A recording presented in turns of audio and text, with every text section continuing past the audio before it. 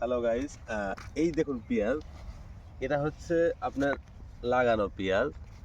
আর এইদিকে দেখুন, এগুলো হচ্ছে আপনার সামনে লাগাবে, অর্থাৎ এইগুলা থেকেই আপনার পেঁয়াজ লাগিয়েছে।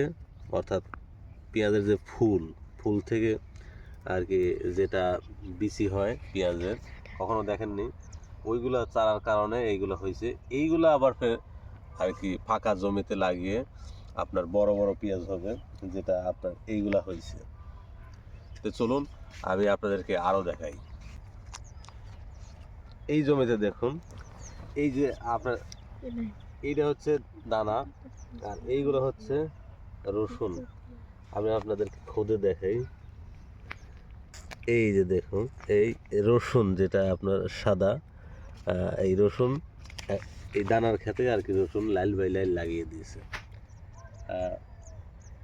আপনারাও চাইলে বিভিন্ন ধরনের ক্ষেত এক ক্ষেতের মধ্যেই করতে পারেন।